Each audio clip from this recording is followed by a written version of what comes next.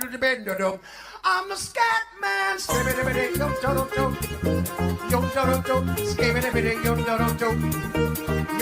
I'm the scat man.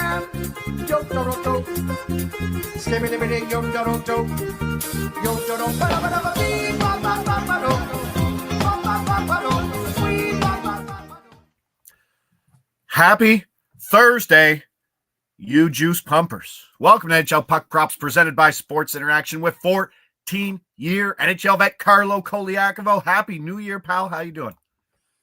Happy New Year, buddy. I'm doing great. Just trying to find my headset here. You talked about, your voice sounds a little bit rough. You're still recovering from the New Year's bash that you had? Or I was in bed New Year's at 10 o'clock. What? Yeah. Like Wow. the civilized person that I am. Okay. And then you spent all your Friday show winnings with all those power play props that we hit? Oh, I mean, Tuesday was a good day. Or it was Tuesday, not Friday. It was Tuesday.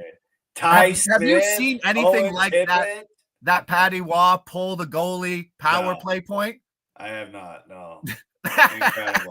Incredible. And you had the puck line too. Leafs. And the puck line. No, that was incredible. Who else hit the 40-1 Winter Classic 6-man stack? Landscaper Bob. That too. And then we hit that, right? Your buddy AK sends me a message. He's like, I need that Bedsy and Bertuzzi point. I said, it's coming on the PP here in the third.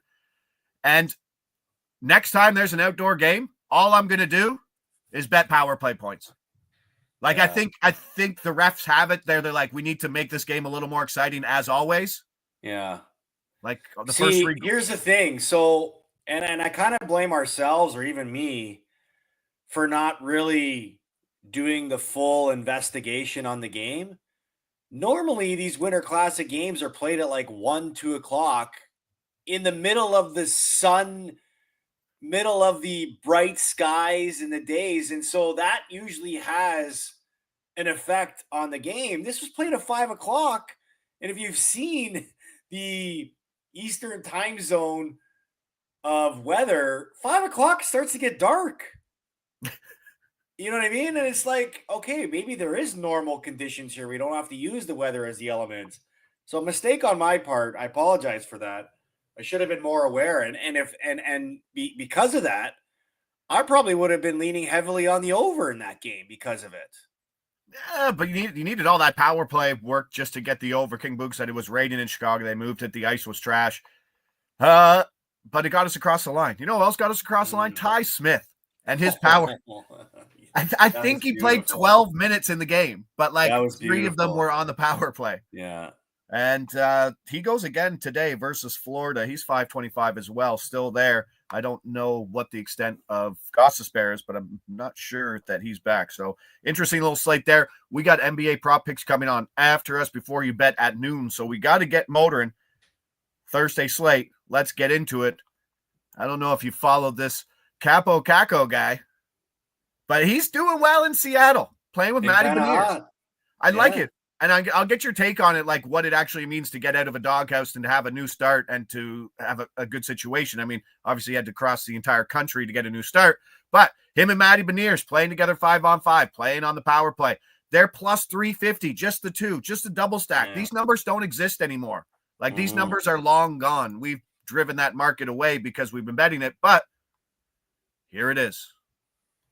Beniers and Kappo, the former number 2 pick, plus 350. That's a great number. But like, he's still being priced on his average ice time, which is like 13 and a half minutes with the Rangers. He's up to like 18 minutes a game in Seattle. And if you jump over to take a look where he is playing on the power play, it might show that he's on power play too. But Seattle kind of divvies up their power play time pretty evenly. But the most important thing is, there's no number 1 unit, I think. But I think the number 1 unit is the James McCann unit. I think he's their best scorer, and these two are playing on the McCann line, so I think that's probably the best spot. Yeah, I like it. I mean, this is a guy who's definitely seized the new opportunity, getting out of New York, where they tried to make him the fall guy in New York by healthy scratching him and then trading him away. And clearly Nothing you see changed. that New York's got bigger problems than Kappo Kakko. And he's a guy that's, relishing in his new place. And, this is sometimes he's a good example of a team very hesitant to make a trade on a certain player because, he came in as a number 2 overall pick, came in as a young guy, was supposed to create, at least have a lot of buzz in New York and never was really able to find it. There was that one playoff round that year where him, Lafreniere, and Cheadle were their best line, and it just hasn't been able to, elevate his game there. And now he goes to a place, no expectations, having fun playing hockey, getting a new opportunity, and he's thriving in it. So it's fun to see. It is pretty interesting in New York that despite the losses and how ugly things have been, they still kind of just roll out the same lines every game outside of like fading our guy in Mika Zibanejad, who can't find the score sheet. Is he playing again today at the Rangers? Yeah, they played Boston, but I think the last game was the last time we kind of could get on his under points at a reasonable price. It's probably shorter than minus 140 now, so I'm kind of off it at that. But even this Vancouver team, I mean, Thatcher Demko's come back. He's got a 343 goals against and an 879 save percentage since coming back from that injury. So he's not back. Not even sure if he'll start. But Seattle at home, decent chance to put up some goals here versus Vancouver. Jumping over to the game I'm hoping to get the most goals out of, Detroit and Columbus. And we are going with a double triple stack. There's a double stack in this.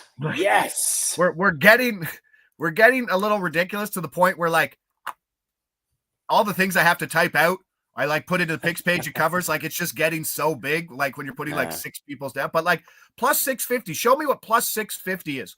Like this could easily get home in 2 goals. We've seen the Voronkov, Monahan, Marchenko line basically just come across in 1 goal on the power play. Detroit, I mean, Larkin and Raymond are still the number 2. I believe Volino's still playing on that top line, but he doesn't exist for a point in any market. Columbus, and I say it every time they're on here, one of the best over teams in all of hockey. They're averaging over 7 total goals per game on home ice. Marchenko out of nowhere, bud, 20th in points in the league. He has more points than Sidney Crosby on the season, and he has points in 11 of his last 13. Monahan, 11 points in his last 6 games. He's got multi-goal games or multi-point games in 3 of his last 6. There you go. Carlo's excitement is worth me losing money if this doesn't hit. Thank you, King Boog. I appreciate it. How do you not get excited about this? You got two teams that can score a bunch. What? No, I'm seeing a plus 300. Tim's saying Voronkov and Monahan is plus 300. I mean, if you can do that, that's fine. The only reason I added the double was because I think the triple was kind of outpriced. I think I only got the triple at like plus 200, I think. So that's why I wanted to add Larkin and Raymond. But good spot where both these top lines can find some action. What if you add DeBrincat to that? No, he's on the second line with Kane. Like you're throwing the whole system out if you throw DeBrincat in there. Okay, so then what's the double triple stack in that? That is the double triple. There is no triple. Like the top line would be Volino. Like if you only have 5 players there, so if you're doing a double triple stack, you need a 6 player there. No, a double triple, right? That's there is no 6 player. I think if you go to Detroit, try to figure out who the other winger is on the Kane and DeBrincat line because that's the only combo. But nothing correlates across 5-on-5 and PP1 like Columbus does. I'm just gonna pull up Detroit. I don't know. Lineup. But there is no Volino. Like there's no point for Volino. Kopp would be it, and he doesn't have it. He doesn't have it. I guess the other point would be DeBrincat because he plays top line PP with those guys, right? But you got to get the guys to play 5-on-5 together. That's it. I know. There you go. Adam's Digest saying Raymond has a point in 9 straight versus Columbus. I don't lean too much into the head-to-head, but that's always nice. And producer Mick tapping me on the shoulder saying, you degens, don't be freeloading. Hit that like button, please. Yeah, the Marchenko point, like Russians bang on. Like Marchenko's point prop has just gone through the roof. Yeah. Minus 220. And I was having a conversation with fellow covers guy, Jared Hockman yesterday. And it's just like, you can't bet like single points now. Like the markets are so polluted This is where they've left us. Now we got to put 5 guys together for a point, but plus 650 for 2 points. I don't mind. We'll take it. Ooh, Taylor Hall was on Chicklets today. There you go. Maybe a bump. I mean, he's still pointing. He's a guy I've been targeting. Is Chicago playing today? Negative. They don't play today. Yeah, I was going to say, because they've been a nice stack team.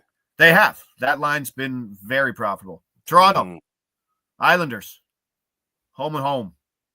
Islanders minus 105. Total sitting at 6.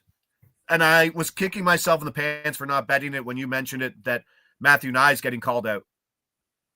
And what did he do? He had the goal called back, but he finished with 5 shots on goal. He only has 1 goal in his last 8 games, and he doesn't have a goal in 8 games. He has 1 goal in his last 14 games. He's snake bitten. And what do you do when you're snake bitten? Shoot. He's paying plus 220 for 3 shots. Wow. That's good. That's good. Wow. Is he still plus 600 for a power play point? Yeah. I mean, no, they're all longer. There. Like the next one is Mitch Marner for a power play point plus 250. Yeah. I don't see that. I mean, we got a gift last game with the goalie leaving the net, but you don't. But I'm putting it on there. You don't see it? Yeah, no, I still see it. Yes. Put on the Marner. Put up the Marner 250 there, producer Mick, if you could, please. Yes. Thank you very much. But we went from plus 210 to plus 250. Like, that's a pretty big swing in terms of just going on the road. Still versus the worst penalty kill in all of hockey in the Islanders, who are still at 50%. They don't take a lot of penalties, and that's what's being priced in here. Marner didn't even get a shot last game versus the Islanders. Yes, I know. I bet his over 2.5 shots by myself, and I lost that, sadly. But do you see any changes in this Toronto team, who is still without Matthews?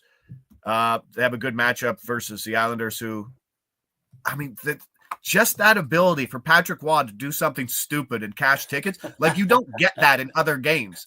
No. Like, his variance is great, and it's certainly not priced in. It's a nice way to start that Christmas Eve, especially when all our other big power play plays came in as well too. But plus 250 power play point in 4 of his last 6.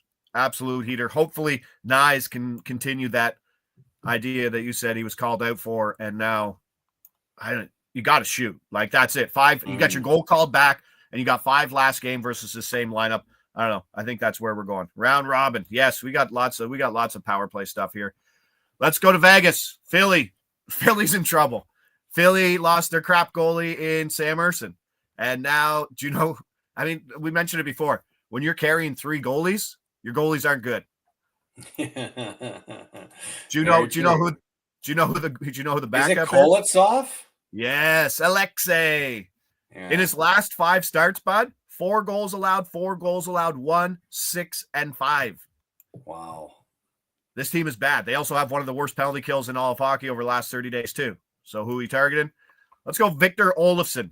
Over 2.5 shots, which is plus 140 on its own and a great bet. And I wanted his points. I wanted the full stack of Stone, Eichel, and him, but it was like plus 180, and it wasn't worth it. I'd rather get some value on Olofsson, who's playing on that top line in PP1. Like I said, Kolosov, brutal. He's been shooting. His over 2.5 shots on goal. I think he's 7-4 to the over in his last 11 games. It's not being priced in. And his time on ice, what's the most important thing we say? Opportunity or skill set? Opportunity.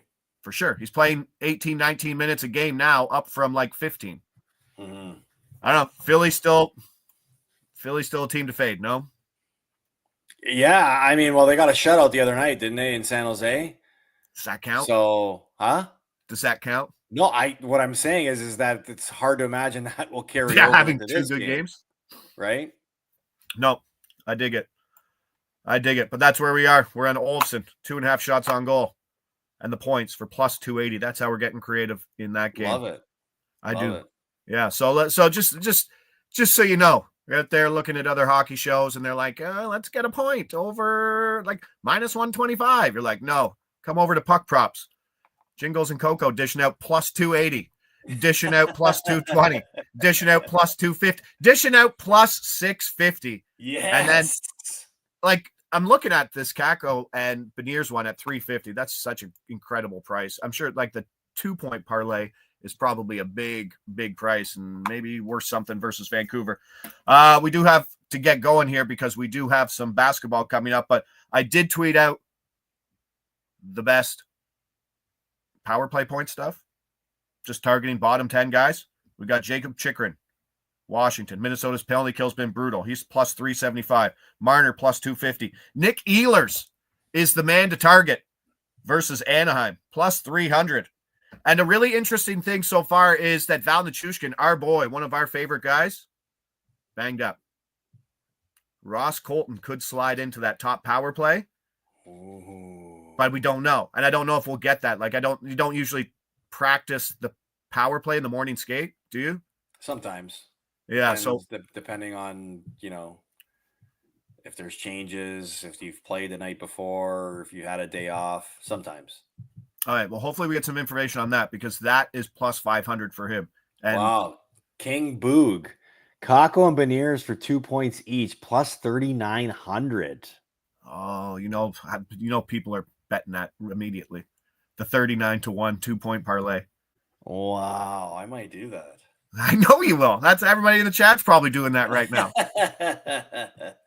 And Olsen and Victor Olsen for a power play point at plus 350. Those are the best targets. I tweeted them out. They should be there. Thank you, King Boog, for getting those numbers there. Look at the big plus monies we're conjuring up here. We're just That's it. I mean, but you have to in hockey. We talk about it. Like, it's really hard to be a 60% winner in hockey. Yeah. So you might as well take your shots. We certainly take our shots. Yeah. 2-point Columbus line. They have hit that last 2 games from Tim Powell. Yeah, there are some games, but like games I have circled for goals. Maybe that Carolina Florida game. Certainly that Detroit Columbus game. I like goals. And then somewhere down the line, I don't know if Buffalo. Mackenzie Blackwood's been playing good for Colorado. I don't know if we'll get Buffalo scoring in that game. But Philly Vegas is a 6.5 game too, and I don't know how much offense we'll get from Philly either. Big numbers, bud. Thursday. Let's cash some tickets. What do you think about that? I love that. I absolutely love it. Yes. Wow, right. Just moved to 4,200. What did Boog? Oh, the 2-point parlay, Kakko and Beniers. Went up. That's interesting. All right, they're in. I'll tweet everything out. Make sure everybody gets those. Let's have a Thursday. Start off the new year on the right foot. I'm Josh Ingles. He's Carlo Colaiacovo. This is NHL Puck Props presented by Sports Interaction. Lead us out, pal. Hey, start the new year with some bangers, eh? Puck juices. Let's do it. Let's go.